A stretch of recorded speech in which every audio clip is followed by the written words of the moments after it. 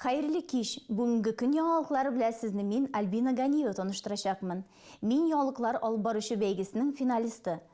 Эфирдә беренче тапкыр, шуңа бераз дулкынланам, гафу итегез. Бүгенге көн вакыйгаларының кайбер темалары.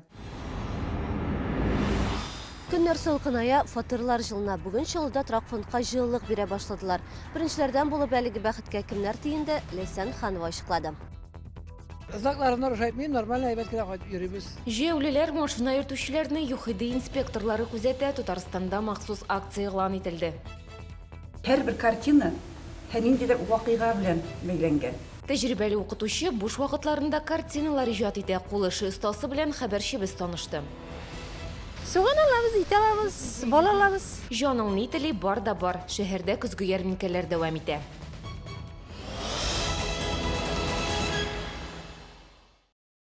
Көннәр салкыная, йортлар җылына. Чаллыда торак йортларга җылы бирә башладылар. Дөрес, шәһәрдәшләрнең барысы да бүгеннән үк бу бәхеткә тиенә алмаячак. Шулай да беркем дә салкын фатирларда калмас дип ышандыра коммуналчылар. Быелгы җылылык сезонының үзенчәлекләре турында хәбәрчебез Ләйсән Ханова сюжетында. Лилия Валиуллина Мәләкә Сорьягында яши. Быел микрорайонга иң беренче булып җылылык бирелде. Кичкенә уллары Файыз Гил идәндә уйный. Хәзер аның өчен салкын тидере дип борчыласы юк ди ана кеше. Без җылылык бирәсен белгәч, объявление укыдык та бик шатландык. Чөнки кичкенә бала белән өйдә бик авыр булыр иде. Идәндә гел бала. Шулай ук безгә киемнәрен дә киптерергә кирәк. Бик яхшы булды инде. Әмне яр буе микрорайонда җылылыкны әле бүген генә бирә башладылар. 36-нчы комплекста яшәүче Алевтина Каримованы эштән кайтуына җылы фатир каршы алган. Я пришла с работы домой, чувствую, что в квартире тепло. Өйгә кайтып керүгә өем җылы иде инде. Турбаларга тиеп карадым, алар хәтта кайнар. Әмма безнең җылылыкны киләүче җайланмабыз бар. Шулай булгач, көн җылырак булганда без температураны киметә алабыз, салкынайса киресенчә арттырабыз. Быел шәһәрдә торак фондка җылылык 3 этапта бүлеп бирелә. 35-нче, 36-нчы һәм 37-нче комплекста яшәүчеләр беренчеләр рәтендә. Подключение идет у нас по всему комплексу. Бүтән комплекс буенча җылы бирә башладык. Бары тик 36-да 8 3 йорты гына иртәгә кушылачак. Без йортларны график нигезендә җылтырга тиеш идек. Бу 5-нче һәм 6-нчы октябрьгә туры килә. Ярчаллы җылылык шелтәрләре компаниясының менә бу диспетчерлык пунктында кайсы йортларда җылы барлыгын реаль режимда карап торалар. Күп управляющий компанияларында җылыны алды. Бүгенге көндә пока проблема безнең кала. 2 олы управляющий компания буенча бу ремонт управляющий компаниясе һәм электротехников. Бу предприятиеләрнең бурычлары күп. Бүгенге көндә алар генерирующий компанияның руководствосы белән хәзер график төзелә структуризация буенча. Шуны эшләсә, мин уйлыйм инде бүген иртәгә бу мәсьәлә чишеләчәк. Электротехниклар компаниясының коммуналь хезмәтләр өчен гомум бурычы 128 миллион сумга якын. Бу шәһәрдәшләрнең әҗәте директоры шулай булса да, беркем дә салкын фатирда кыш чыкмаячак дип ышандырдылар. Бурычлы кешеләр белән без судлашабыз, безләргә чикләү куябыз, шушы бирү буенча, кайнар су буенча инде, водоотведение буенча, инде җылылык бирү закон буенча каралган, без башка биргә тиеш. Бүген әле урамда 12 градус җылы күрсәтә. Инде синоптиклар фаразларына караганда, иртәгә һава температурасы +7-гә кадәр төшәчәк, аннары +4 күрсәтә. Һәм инде пәнҗешәмбе җомга көннәрендә һава температурасы нибары +1 һәм 0 градус кына булачак. Хәтта кар явуын да вәгъдә итәләр. Фатирларга җылы нәкъ вакытында бирелде дияргә була. Иң мөһиме авариялар булмасын, өзеклекләр килеп чыкмасын. Инде гадәттән тыш хәл була икән, гомум диспетчерлык бүлегенә шалтыратырга кирәк. Аның номерын сез экраннарыгызда күрәсез. Хезмәт тәүлек әйләнесе эшли. Ләйсән Ханова, Айрат Закиров, яңалыклар. Татарстанда ЮХИДИ хезмәткәрләре җәяүлеләргә юл бирмәүче машина йөртүчеләрне ныклы күзәтү астына ала. Республикада профилактик акция игълан ителде.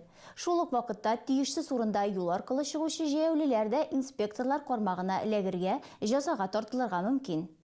Инде 5-нче көн ЮХИДИ инспекторлары проспектларда җәяүлеләрне күзәтә. Чаллыда 1 октябрьдан 10-на кадәр җәяүле юлы исемле акция бара. Руль артындагыларда җәяүлеләр дә контроль астында. Җәяүлеләргә юл бирмәгән автомобиль йөртүчегә 1000 сум, әтиешсез урында юл аша чыгучыга 500 сум күләмендә штраф яный. Бүген инспекторлар 31-нче мәхәллә тукталышы янында торды. Биредә юлларга махсус билгеләр урнаштырылган. Шуңа күрә руль артындагылар игътибарлы булган очракта җәяүлеләргә куркыныч янамый. Юлны зебра булган урыннан гына чыгам. По зебре надо все-таки внимательнее. Зебрадан чыкканда да игътибарлы булырга кирәк, әллә нинди машина йөртүчеләр очрый. Даже с внуками хожу. Мин оныкларыма да аңлатам, светофорның кызыл уты янганда юл аша чыгарга ярамый.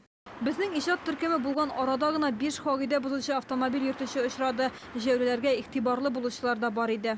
Мин менә хәзер Арча районына киләм. Әкренә кайттым. Закларны рөхсәтмим, нормально әйбәт кенә йөрибез. Пешеходларны пропускаем. Инспекторлар кагыйдә бозучыларны гына түгел, барлык машина йөртүчеләрен дә туктатырга мөмкин. Сотрудник ГИБДД остановил патрульную машину вообще. То есть он должен... Әгәр ЮХИДИ инспекторы машинаны туктата икән, ул законга каршы килүче йөк юклыгын да тикшерергә тиеш. Бу бары тик транспортны карау гына. Җәяүле юлы акциясе тагын 5 көн дәвам итәчәк. Ул хәрәкәтләрне киметүгә һәм җәяүлеләрне дә, руль артында утыручыларны да игътибарлы булырга өйрәтә. Агымдагы елда гына шәһәрдә 200-дән артык юл һәлакәте теркәлде, 48 кеше зыян күрде. Гүзәл Шихапова, Ксения Антонова, Айрат Закиров, Яңалыклар. Лесоцехта булган юл һәлакәтендә 2 кешенең гомере өзелде.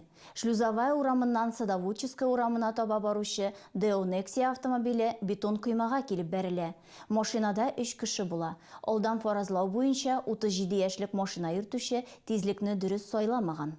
Ждать дорожно-транспортное происшествие. 77 елгы пассажир урында ук ашыгыч ярдәм машинасы килеп җиткәнче вафат була. 87 елгы хатын-кыз авыр җәрәхәтләр белән хастаханәгә озатыла. Машина йөртүчедә авыр тән җәрәхәтләре ала. Иртәнге сәгать 5-тә хастаханәдә аның гомере өзелә. ЮХИДИ инспекторлары тулы бер постында шикле тыелган Мерседес машинасын туктата һәм юкка түгеллеген ачыклана. Багажниктан бер бәйләм киндер табып алалар. Автомобиль белән 21 яшьлек кыз идарә иткән. Салонда машина хуҗасы да була. Икесе дә Түбән Кама шәһәреннән. Алар полиция бүлегенә озатылды. Үсемлекне экспертизага җибәрделәр. Нинди генә яшьтә булуңа карамастан, үзеңне укыткан мөгаллимнәрне тәбрикли һәм искә ала торган көн. Бүген Россиядә укытучы көне. Чаллы мәктәпләрендә хезмәт куючы 3000-нан артык укытучы да бүген һөнәри бәйрәмнәрен билгели. Аларны мәктәпләрдә хөрмәтлиләр, элекке укучылары котлый. Узган шимбәдә исә мөгаллимнәр хөрмәтенә Казанда республика күләм тантана оештырылды. Анда Чаллыдан 350-гә якын мәгариф хезмәткәрләре катнашты. Алар арасында ветеран директорлар, төрле проектларда һәм һөнәри бәйгеләрдә җиңүче, укучылары олимпиадаларда беренчелек яулаган педагоглар да бар иде. Укытучылар көненә 19-нчы мәктәптә менә 2нче ел инде мөгаллимнәр кулы белән эшләнгән күргәзмә оештырыла. Бүген мәктәптә Элиза Шириеваның «Күңелем җылысы» дип исемләнгән күргәзмә ачылды. Анда авторның тамбурлап шикелгән 23 эше куелды. Бу минем арсланнар. Ул һәрбер картина һәниндидер вакыйга белән бәйләнгән. Элиза ханым шигәргә кечкенә вакытта әнисеннән һәм апасыннан өйрәнә. Күбрәк табигать күренешләре һәм хайваннар шигәргә ярата. Иң тиз шигелгән картинасы 3 атна, Арсланга 3 ай вакыт киткән. Минем иң яратып эшләгән, иң яратып шиккән эшләрем, картиналар менә шушы безнең 2 картина. Олар минем үземнең тормышым белән бәйләнгән. Дәваханада, больницада ятырга туры килде. Шул вакытта миңа алар хәтта чиктеп әйтим инде ярдәм дә иттеләр. Элиза Шириева мәктәптә 26 ел татар теле һәм әдәбияты укыта. Эштән соң буш вакытларында укытучы шигәргә ярата. Аның өендә 30-дан артык картина бар. Бу рәсемнәр бик матур һәм барлык укытучыларыбызны без бәйрәм белән котлыйбыз. Бәхет, шатлык аларга телибез. Элиза Шириеваның киләчәктә хыялы Шамаил чигеп карау. Әлегә батырчылыгы җитми. Ул Шамаил төшерүче рәссамнәргә мөрәҗәгать итәргә уйлый. Илсия Валиуллина, Дмитрий Рачеев, Яңалыклар. Советлар Союзы герое Илдар Маннанов исемен йөртүче 82-нче кадет белем бирү мәктәбендә икеләтә бәйрәм. Аңа 30 ел тулды. Шушы вакыт эчендә уку йортының исеме һәм дәрәҗәсе дә үзгәрде. Хәзер укучыларның әзерлек программасына төп уку дәреслекләреннән тыш махсус һәм хәрби этика, эстетика һәм гомум физика кебек шөгыльләр дә керә. Бәйрәм кичәсенә эшләп киткән җитәкчеләр һәм эшчеләр чакырылган иде.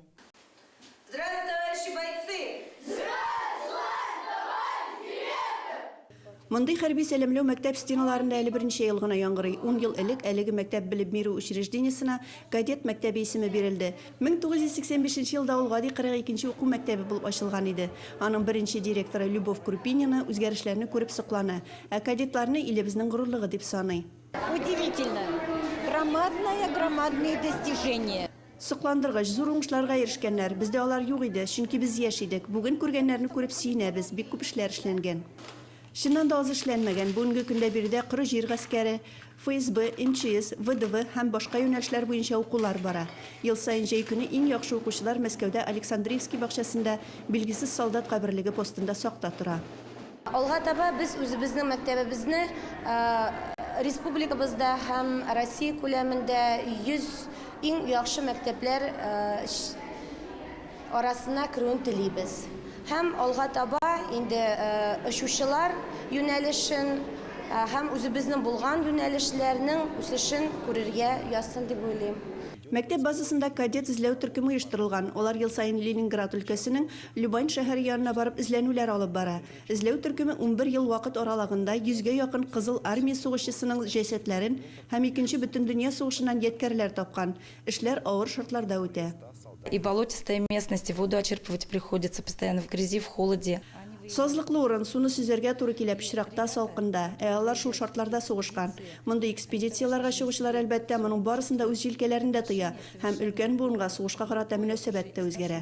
Безнең шәһәребездә, республикабызда һәм Россия күләм яшь буынны патриотик рухта тәрбияләү бик әһәмияткә ия. Чөнки вакыты шундый, чорыш шундый, һәр бала, һәр егет үзенең сакчы булырга тиеш, үзенең туган җирен сакларга тиеш, туган илен сакларга тиеш. Һәм менә шушы өлкәдә алар бик зур бурычлы, җаваплы эш алып баралар. Киләчәктә мәктәп җитәкчелегенең төп бурычы бүгенге дәрәҗәне саклап, Россиянең иң яхшы мәктәпләр йөзлегенә керү. Илсия Валиуллина, Константин Величко, яңалыклар. Суган алабыз, ит алабыз, бал алабыз. Җаның ни теле бар да бар. Шәһәрдә көзге ярминкәләр дәвам итә.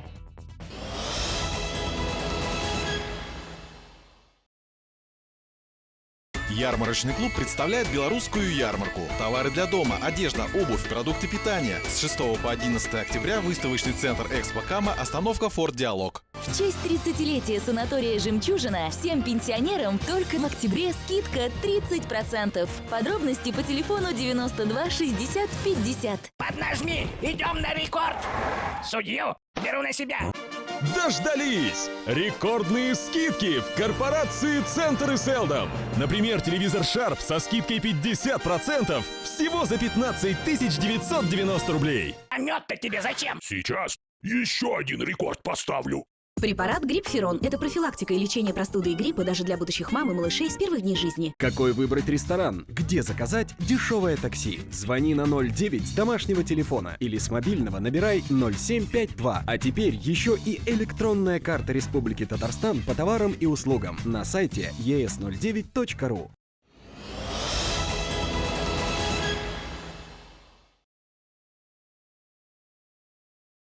Сіз яңалыклар тапшыруын карыйсыз. Дәвам итәбез. Чаллыда агач утырту 10 көнлеге башланды. Аны республика күләм урман утырту көнендә башлап җибәрделәр. Ял көне иң беренчеләрдән булып акциягә башкарма комитет хезмәткәрләре кушылды. Шәһәрнең 85 еллыгы уңаеннан Раскольников һәм Хәсән Туфан проспектлары киселешләрендә аларның тырышлыгы белән аллея барлыкка килде. Берегә 250 төп өрәңге утыртылды. Бу көнне шулай ук Гренада паркында, Киреселидзе бульварында һәм Комсомол паркында яңа агач үсентеләре барлыкка килде. Гомумән, менә шушы юл инде бу. Юл елга набережный зонаны шәһәр белән тоташтыру юлы. Амында бөтенесе булачак 250 агач бу аллеяда. Шәһәр буенча бүген паркларда, скверларда, башка участокларда бөтенесе агач утырту белән шөгыльләнә. 5000-гә якын агач һәм куак үсентеләре утыртылачак. Ярминкәләр дәвам итә. Бу атнада алар шәһәрнең 4 мәйданында узды. Сатучылар үзләренең продукциясын Южный агросәнгать паркында, Сарман трактында, Галиәскәр Камал бульварында һәм бу көздә беренче тапкыр Шамил Усманов урамында тәкъдим итте. Биредә ит, сөт, бал, яшелчә һәм җиләк-җимешләрне түбән бәядән сатып алу мөмкинлеге бар иде. Яңгырлы салкын һава торышы шәһәрдәшләргә ярминкәләргә килергә комачауламады. Шамил Усманов урамында халык иртәдән бирле агылды. Сатучылар урын алып калу өчен төнләү килгән. Ассортимент киң, фермерлар экологик яктан чиста тавык, сыер ите, яшелчә һәм җиләк-җимешләр бал алып килгән. Фәнис Хайруллин Минзәлә районыннан бал белән сату итә. Быел уңыш азрак булды ди ул. Чәчәк баллары 1200 йөри, юкә баллары 1500 йөри. Также инде без алып килдек продукция пчеловодства бүтән төрле, пирга, парапульс, менә шундый продуктлар. Кешеләр ала. Бәрәңге киресенчә быел уңган, шуңа күрә икенче икмәккә сорау аз ди сатучылар. Быел ярмаркаларда бәрәңгене әз алалар. Былтыр чыкмады, 3нче елда күбрәк алалар иде. Спрос күбрәк иде. Ярминкәдә бәяләр Татарстанның авыл хуҗалыгы министрлыгы тарафыннан билгеләнгән. Тарифларны кулланучылар базары белгечләре һәр даим тикшереп тора. Шулай да шәһәрдәшләр арасында әлеге бәяләрне күпсенүчеләр дә булды, әмма нигездә халык канәгать калды. Нормально бәяләр устраивает. Алдык без итне күпмедән алдык әле? 290-дан алдык. Хәзер бал эзләп йөрибез менә. Балның инде тәмлесен бабай үзе сайлап ала. Суган алабыз, ит алабыз, бал алабыз. Кишердә кирәк булыр инде шунда. Кепсте булса, мөтәзрәк кепсте дә алырбыз. 10 октябрьдә шул ук адреслар буенча шәһәрдә янә ярминкәләр узачак. Ул иртәнге 8-дән башлана. Фәридә Сабирҗанова, Гүзәл Хәбибуллина, Дмитрий Рачиев. Яңалыклар. Шәһәрнең күренекле тренеры Евгений Микрюков яманшыш авыруыннан вафат булды. Евгений Геннадьевич шалда пауэрлифтинг үсешенә зур өлеш кертте. Төрле чараларда катнашып Россия чемпионы, күп тапкыр республика һәм Идел буе федераль округы чемпионы исемнәренә лаек булды. Аның тормыш иптәше Лариса Каткова һәм кызлары Анна Микрюкова да пауэрлифтинг белән шөгыльләнә. Лариса Каткова спортның бу төре буенча дөнья рекордын куйды. Моннан тыш, тренер күп кенә җиңүчеләрне дә тәрбияләде. Евгений Микрюков белән саубулашу Боровецкий ширкәвендә көндезге 10-да булачак. Чаллыга республиканың 8 район һәм шәһәрләреннән 400-дән артык спортчы килде. Вити спорт мәктәбендә ЖКС карате буенча ачык республик турниры һәм шәһәр беренчелегендәге ВКФ карате буенча турнир узды.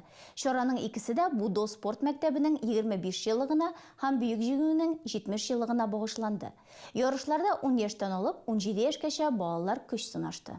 ЖКС һәм ВКФ буенча карате федерациясе төрле стильле карате федерациясе составына керә. Турнирда барлыгы 2 категория, әмма Будо клубының чирек гасырлык юбилее уңаеннан күбрәк стильләр тәкъдим ителде. Этот турнир действительно собрал. Бу турнирда дөрестән дә күп стильләр, аларның кайберләре айрым спорт төрләре буларак популярлашып килә. Бүгенге чара барысын да берләштерде. Иң кечкенә катнашучы Ярослав Юркеев нибары 9 яшь. Ул кумиты буенча җиңүче исемен яулады. Ярослав бу җиңү белән генә чикләнеп калмыйча, киләчәккә планнарын да билгеләгән. Попасть на чемпионат Европы. Европа чемпионатына барасы килә. Олимпия уеннарында карате барыбер юк. Дөнья чемпионатына эләгеп булса шәп булыр иде. Будо клубы юбилеенда мактаулы кунак катнашты. Господин Танака Такинори Япониядә ЖКС карате буенча вице-президент, Россиядә Милли карате ассоциациясының мактаулы президенты. Россиягә ул 149-нчы тапкыр килә. Башкаларга каратеның сәнгать икәнлеген аңлатуны ул үзенең максаты итеп куя. Кызганыч, әмма спортчыларның күбесе моны аңламый, моны ярыш итеп кенә кабул итәләр. Карате ул көч, сабырлык таләп итә. Шул вакытта спортчылар яхшы күңелле булырга тиеш. Япониядә каратены милли гадәт итеп кабул итәләр, шуңа күрә ул Олимпия уеннарына да кертелмәгән. Әмма киләчәктә үзгәрешләр булырга мөмкин. Федерация җитәкчелеге Токиода 2020 елда узачак Олимпиадага катнашуга заявка биргән. Гүзәл Шихапова, Константин Величко, Алексей Иванов, Яңалыклар. Бу сезгә җиткерәсе соңгы мәгълүматлар иде. Исән сау булыгыз, имин кичләр.